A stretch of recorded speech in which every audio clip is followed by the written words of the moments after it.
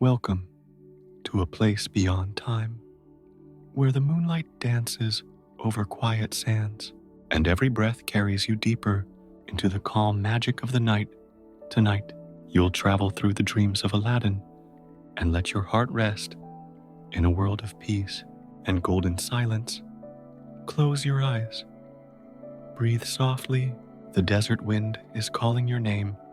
Somewhere in the silence, a forgotten lamp begins to glow, and your dreams are about to take flight. Long ago, in the golden city of Agrabah, there lived a boy named Aladdin, a boy with dust on his hands, light in his eyes, and no desire for work.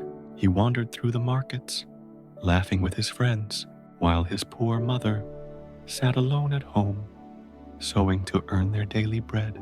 They were poor, yes, but Aladdin never worried, for he believed the world owed him adventure. He dreamed of palaces and jewels, of being more than a tailor's son, and sometimes, when the wind blew across the city walls, he imagined it whispering his name, promising destiny. One day, as he played near the bazaar, a stranger approached, tall, with sharp eyes, and a robe heavy with dust. His beard was dark, his voice deep and measured. He studied Aladdin for a long moment, then smiled as though he had found something precious. "Are you not the son of Mustafa the tailor?" Aladdin blinked, surprised. "My father is dead, sir," he said, "many years ago." The man sighed dramatically. "Then you are my brother's child," he said softly, embracing Aladdin as if with great emotion. "I am your uncle from a distant land." Aladdin was startled, but flattered. He had never known he had an uncle, and the man's words were wrapped in warmth and mystery. So he ran home to tell his mother. The woman was cautious. She had no memory of such a brother-in-law. But the stranger's manners were smooth. He spoke gently, offered gifts, and before the evening ended, Aladdin's mother began to believe that perhaps fate had brought him back to them. For 2 days, the stranger visited them, telling tales of distant lands, of mountains made of emerald, and rivers that shimmered like mirrors. He took Aladdin through the streets, showed him markets and palaces, and spoke softly of how the boy deserved more than a poor man's life. On the third morning, he said, "Come with me, nephew. Let me show you something wonderful." And they walked beyond the city walls, past the dunes, where the wind spoke in low voices, until they reached a place of lonely stones, an ancient sight no one dared approach. The man drew a circle on the ground, murmuring words Aladdin did not understand. Then he scattered strange powder, and the air shimmered. The earth trembled, and a hidden trapdoor appeared among the stones. Aladdin stepped back, startled, but the man smiled, his eyes glittering. "Do not fear, my son. Beneath this lies treasure that shall make you rich beyond kings." He handed Aladdin a ring. "Wear this. It will protect you," then ordered him to step down into the darkness. The boy hesitated, but greed and wonder danced in his heart, and he climbed down the stairs into the silent cave. As his feet touched the floor below, he saw walls glittering with gold, trees made of jewels, and fruit that shone like fire and moonlight. His eyes widened with awe, and at the end of the path, upon a stone pedestal, sat an old bronze lamp, dusty and dull, hardly worth a glance amid such beauty. But the voice above called sharply, "Fetch the lamp, only the lamp, and bring it to me." Aladdin did as he was told, but when he tried to climb out, the man refused to help him. "Give me the lamp first," he demanded. The boy grew suspicious. Fear stirred in his chest. "No," he said. "Help me out first." And in that instant, the man's voice changed. his face twisted with anger. He shouted strange words, and the trapdoor slammed shut, burying Aladdin in darkness. The boy cried and beat upon the stone, but no one came. The silence was heavy and cold, until in his despair, he rubbed his hands together, and his fingers brushed the ring the stranger had given him. Suddenly, the air trembled, and a great spirit appeared, a figure of smoke and light, its voice booming, yet calm. "I am the slave of the ring. What is your wish?" Aladdin trembled. "Take me home," he whispered, and in a rush of wind and sand, he found himself lying outside his mother's door, dusty, hungry, and dazed, the lamp still clutched in his hand. For many hours after his return, Aladdin could not speak. His mother wept with relief, washing the dust from his hair, and when he showed her the lamp, she sighed, thinking it nothing more than an old piece of junk. Days passed. They had no food, no money left, and Aladdin's mother said, "Let me sell this lamp at the market tomorrow." But first, she decided to clean it. She took a cloth and began to rub it, and the moment she did, a thunderous sound filled the room. The air grew bright as gold, and a figure rose from the lamp, vast and shimmering, his voice deep and powerful. "I am the slave of the lamp, master. What do you command?" Aladdin's mother shrieked and fell to the floor, but Aladdin, remembering the spirit of the ring, stepped forward, trembling yet bold. "Bring us food," he said, and in an instant, the room filled with silver dishes, plates of steaming rice, fruits from distant lands, and a golden goblet filled with honeyed milk. The boy and his mother stared in disbelief.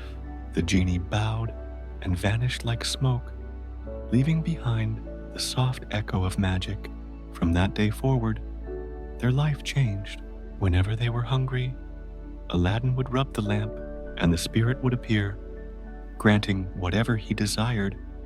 But Aladdin's heart, though comforted, was still restless. He had seen the riches of the cave, and now he longed for more than comfort. He longed for wonder, for something greater than gold. One morning, the city was alive with sound. Drums echoed through the streets, banners fluttered in the wind, and people gathered to watch the Sultan's daughter, the beautiful Princess Badrulbadur. As she was carried to the bathhouse, her face was hidden by a veil, but Aladdin caught a glimpse, just one glance, and his world stopped. The air itself seemed to shimmer. He stood frozen, his heart echoing a single thought: "I must see her again." That night he could not sleep. He tossed upon his bed, thinking only of the princess, and by dawn, he spoke to his mother. "Mother, I must marry the Sultan's daughter." She stared at him, astonished, then laughed softly. "My son, princes do not marry tailors' boys." But Aladdin was firm. He rubbed the lamp, and when the genie appeared, his voice filled the small house like thunder and wind. "Bring me 40 golden trays, each carried by a slave in fine garments, filled with jewels and treasures." And so it was done. The next morning, Aladdin's mother walked to the Sultan's palace, followed by 40 servants dressed in gold, each bearing a tray that glimmered like the sun. The court gasped in awe. Never had they seen such wealth.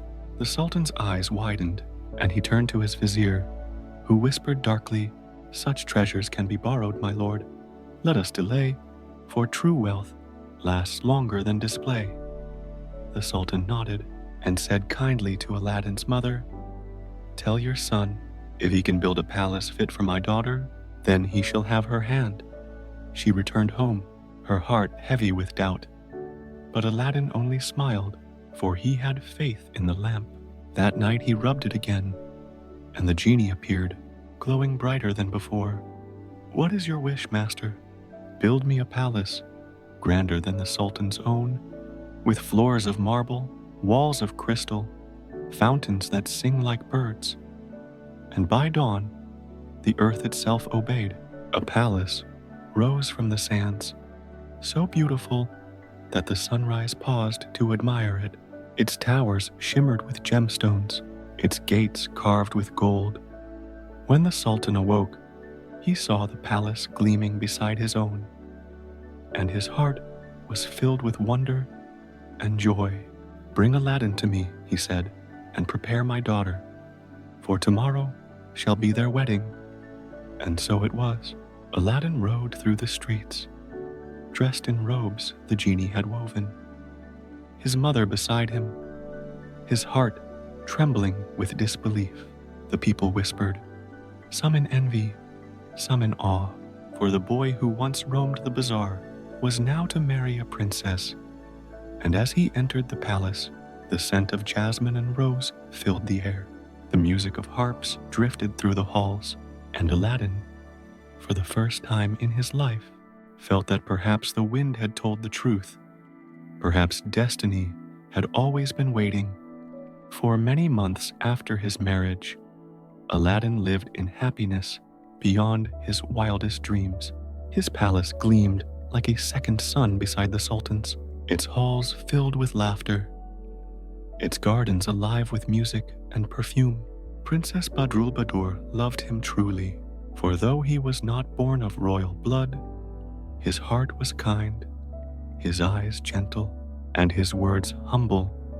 The Sultan adored him like a son, and the people of Agrabah spoke his name with wonder, for never before had a commoner risen so high and ruled with such grace. But far away, in the desolate mountains of the west, the magician who had once trapped Aladdin in the cave learned of his survival and of his newfound glory. He struck his staff upon the ground, his eyes burning with fury. So the boy lives and wields the lamp that was meant to be mine. But not for long. For days he studied his dark books, calling upon the spirits of shadow. And when the wind finally obeyed him, it whispered the secret that the lamp still lay in Aladdin's palace. Unguarded, he disguised himself as an old peddler, his beard white, his voice frail, and carried with him a basket of lamps, bright and shiny.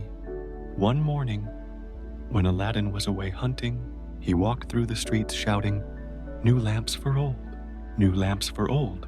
Children laughed at him, thinking him mad. But when his voice echoed near the palace, the princess heard it from her balcony.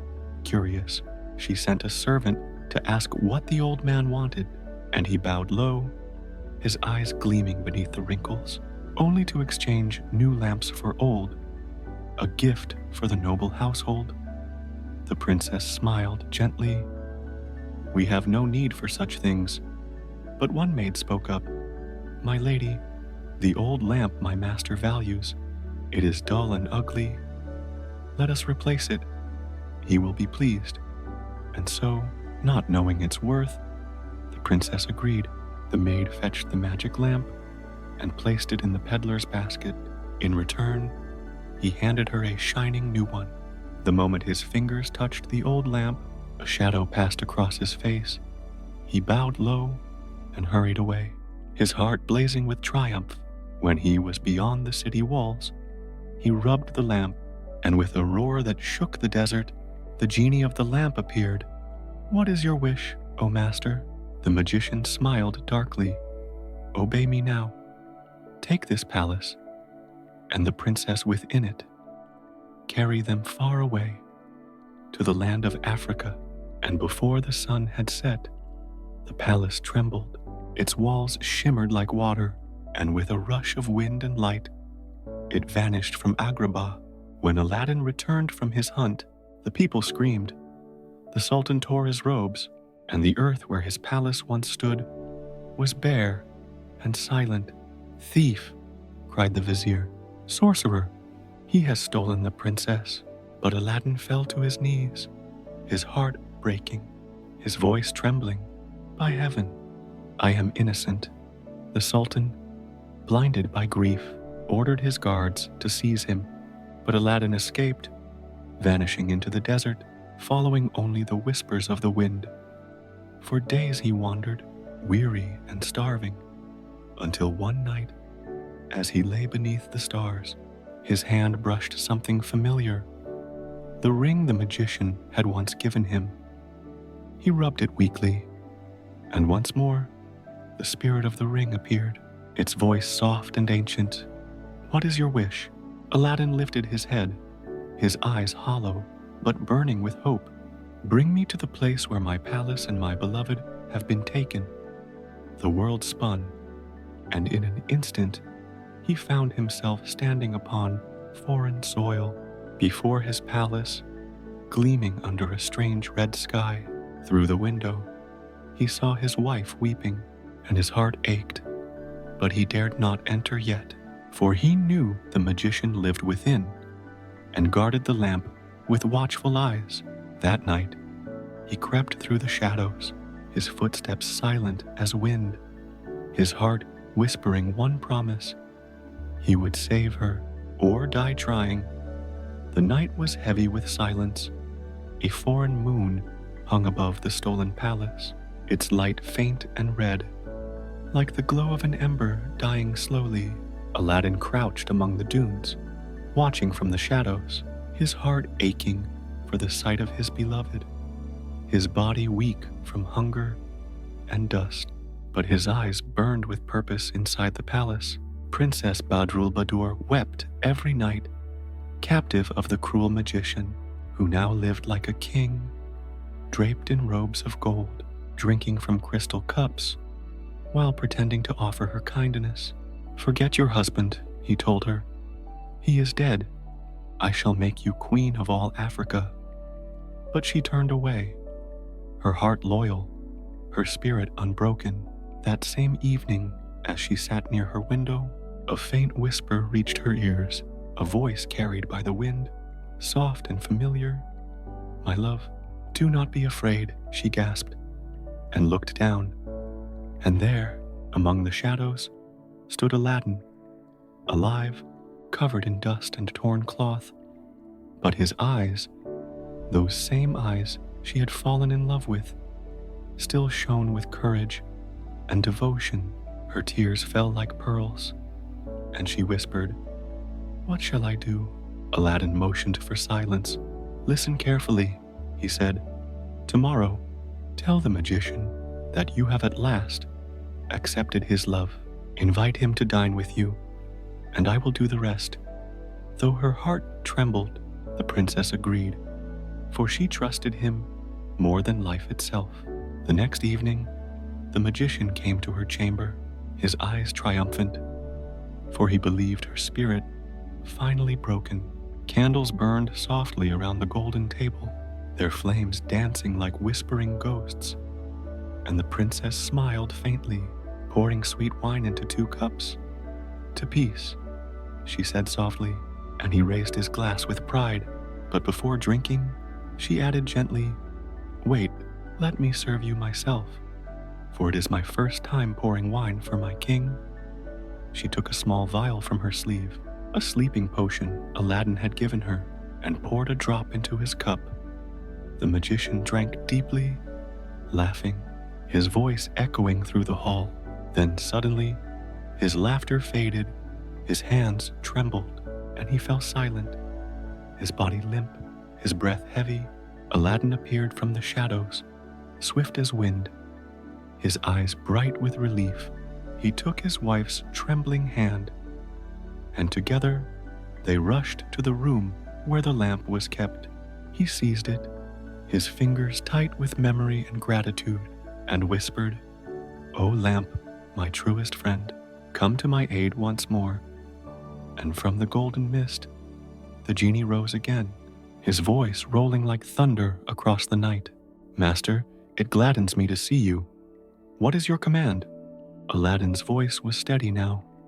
"Carry this palace, and all within it, back to the city of Agrabah. Return us to the Sultan, and let this land see us no more." And so the earth shook beneath them, The walls hummed like music, the stars themselves seemed to turn, and in a flash of blinding light, they were gone. In the morning, the people of Agrabah awoke to wonder, for the palace had returned, standing once more beside the sultan's, and from its gates rode Aladdin and his princess, hand in hand, bathed in the first light of dawn. The sultan wept with joy. He embraced his daughter, then took Aladdin in his arms. "You are my son indeed," he said, "and the truest of all men." But Aladdin was not yet free of darkness, for deep beneath the sands, the magician's brother, a darker, more cunning sorcerer, learned of his fate and swore revenge. The night in Agrabah was calm again, the air warm and fragrant, and the palace glowed like a lantern under moonlight, its marble halls alive with music and laughter once more. But far beyond the sands, in a lonely cave, a dark figure knelt before a small flame, his face hidden beneath a crimson hood, his eyes burning with rage. It was Mustafa, the brother of the slain magician, and he had seen the stars tremble the night Aladdin returned. He knew his brother was dead, and the cause, a man, a boy, once thought foolish, who had risen to touch the heavens. Mustafa whispered to the fire, "If he used a lamp to win, then through the lamp he shall fall." For 7 nights he studied the winds, and through forbidden spells he saw the truth, that the lamp lay again in the hands of Aladdin, resting safely in the princess's chamber. And so he disguised himself. His face aged, his voice softened, and he dressed as a holy woman, known among travelers as Fatima the Wise, a healer, a bringer of blessings. Days later, as the princess strolled through the gardens, she saw the old woman praying beside the fountain, and her heart, gentle and kind, was moved by the sight. "Who are you, mother?" she asked kindly, and the woman bowed low, her voice trembling with false humility. "I am Fatima, a servant of God. I heal hearts and souls. I ask for nothing but to bless your home." The princess smiled and invited her inside, never knowing that the shadow of her past enemy had already crossed her doorstep. Within hours, Mustafa, the false Fatima, had learned all he needed: where Aladdin slept, where the lamp was kept, and when the guards changed their watch that night, while the palace dreamed, he crept into the chamber, his wrinkled hands trembling, not with age, but with dark delight. He whispered, "O lamp of power, O slave of light, obey me now, for I hold thee tight." And before the genie could recognize his new master, the spell of possession took hold. The magic of the lamp obeyed whoever touched it, and the great genie appeared, bowing to the impostor. "What is your command, my master?" The false Fatima smiled wickedly. "Carry this palace far away and leave no trace behind." And just as before, the ground trembled, the wind howled, and in a moment, Agrabah was once again without its jewel, and Aladdin awoke to an empty plain of silence. He fell to his knees, his heart hollow, his voice breaking. Not again, not again. But he did not despair for long, for the genie of the ring, who was bound not to the lamp, but to Aladdin's soul, appeared in a swirl of light. "Master," said the genie softly, "I cannot move the palace of my brother's lamp, but I can carry you to its shadow."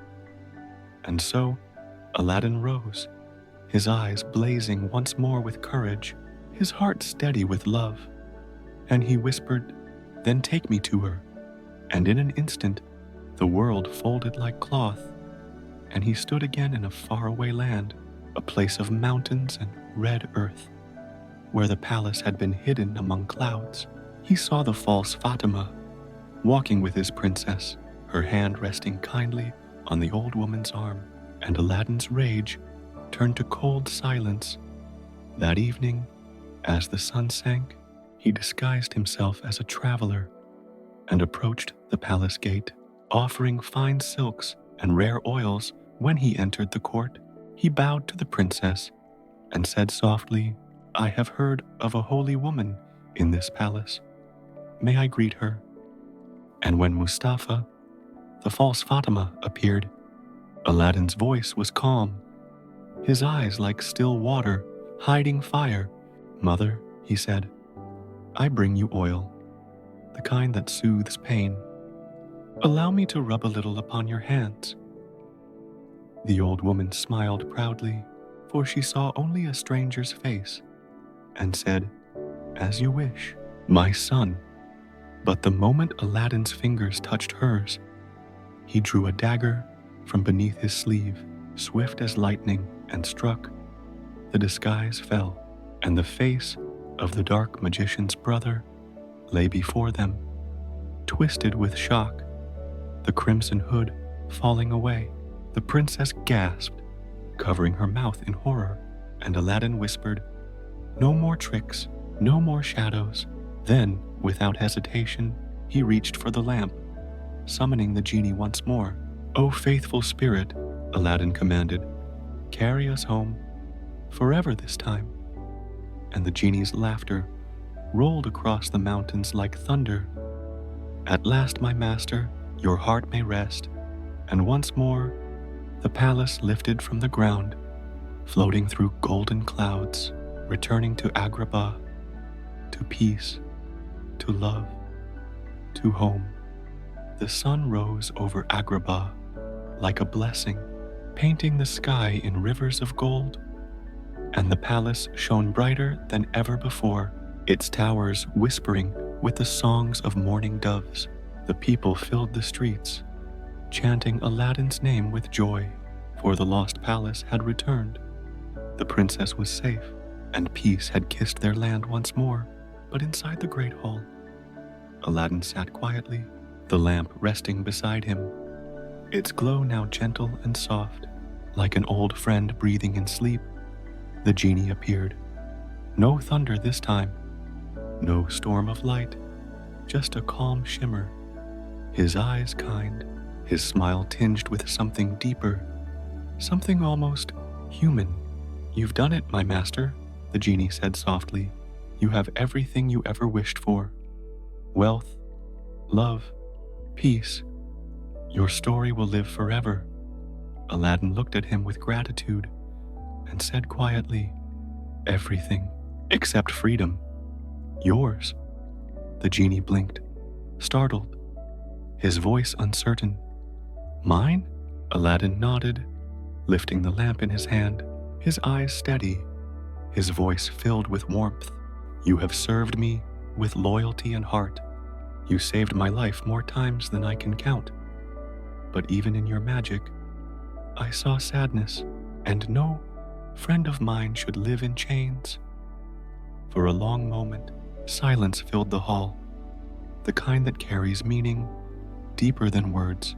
Then Aladdin spoke again. "Genie, my final wish is that you are free." The lamp flickered, its glow rising like a heartbeat, and the genie gasped, light bursting from his form, bright as 1,000 stars. The chains around his wrists dissolved into golden dust, and his laughter filled the room, free and full, rolling like thunder across the desert. "Free," he whispered, his voice trembling.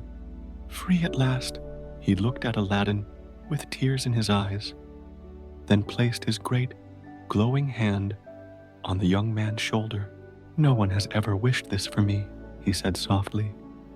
"May your heart always be light and your days filled with peace." Aladdin smiled, his voice gentle. "You'll visit, won't you?" The genie grinned wide. "Oh, I'll be around, just not bound." And with a wink that shimmered like dawn, he vanished into the air, leaving behind a faint echo of laughter and the scent of warm wind after rain. The princess entered soon after, her hair brushed by the sun, her eyes glowing with love. She saw Aladdin standing by the window, his face calm, his soul quiet. "He's gone, isn't he?" she whispered. And Aladdin nodded slowly. "Yes, but I think he's everywhere now." Together, they watched the sunrise spill over the dunes, turning the sand into rivers of light. And for the first time, there were no more wishes to make, no more battles to fight, only the soft hum of peace. And as the palace awoke to laughter and life, a warm breeze drifted through the open arches, carrying a distant voice, a laugh, a spark, a memory, and Aladdin smiled, knowing his friend was out there, free beneath the same endless sky. And so, the tale of Aladdin, the boy who found a lamp and learned the meaning of freedom, came to rest, not in gold or glory, but in love and quiet joy. And as the music of the morning softened, the world of Agrabah faded like a dream, leaving only calm and peace, and the gentle promise that every soul, no matter how lost, can find its light again. The stars are fading, the lamp grows still, and the city of dreams sinks softly beneath the moon. You're safe now. Your heart is light. Your breath is calm. Let the night hold you. Let the silence wrap around your soul. Drift deeper and deeper until the story becomes a dream, and the dream becomes your sleep. Good night, dear dreamer. Good night.